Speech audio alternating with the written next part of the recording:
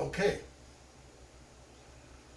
If you have not watched my first video, it might be a good idea. It's a long one. You might get bored, but I suppose you don't have to watch that to understand the solution which I'm providing to the so-called twin paradox. Okay. It's not brain surgery to see what the situation is.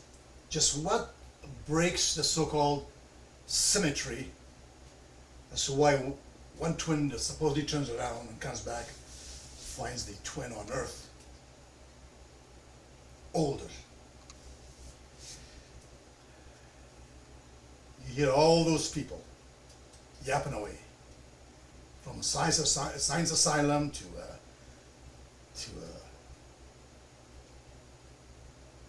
what's the other ones? There's a bunch of them in there. That Fermi lab guy and that what's the other one? The minute physics and whatever, a bunch of them. That it's acceleration and turning around and change the frame of reference and all this nonsense. As if those things break the symmetry. What a nonsense. Especially science asylum. You get dizzy what the heck he's saying.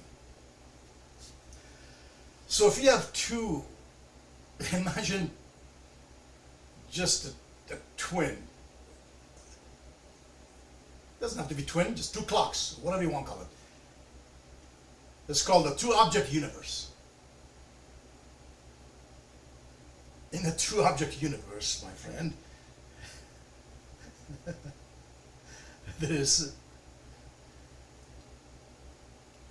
symmetry. So there will be a true paradox. But the fact is, we do not live in a two-object universe. Bear with me. Okay.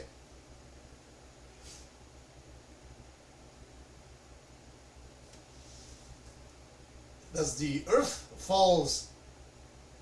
apple fall to the earth, or the earth falls to the apple?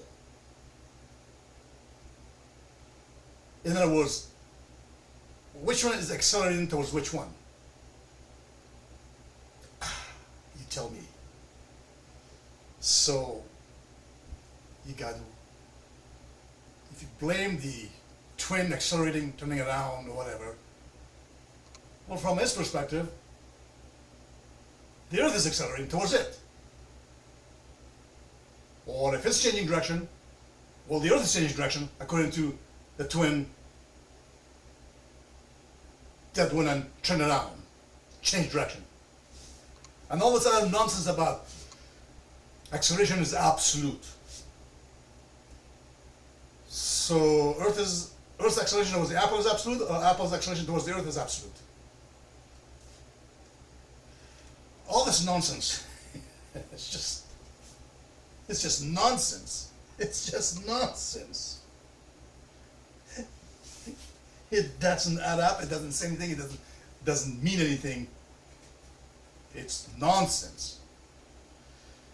The fact is this, the fact is obvious, that the earth, see, it's not a two-object universe. You got the earth and a fixed star. Whether it's a one star or another star or another star or a bunch of stars. This is what's called frame lab.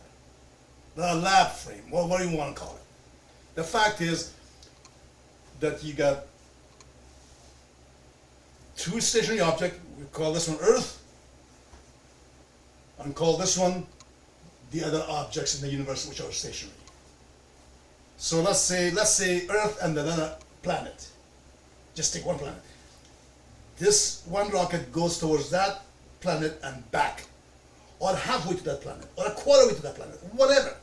Does not matter. The fact is, it's at rest frame in which one is moving and the other one is not. That's what brings symmetry, and not acceleration, and not because one turns around. It's irrelevant. It's the fact is, it's what the one is moving in relation to the rest of the environment. That's what brings symmetry, and that's the final answer, and a clear answer, not because of some diagrams and formulas and the Lawrence this and Milwaukee that, or Metsu, I can't even say their names. You know their names. You know all that nonsense. So there you have it, my friend. Simple, brief, to the point video. You take care until next time.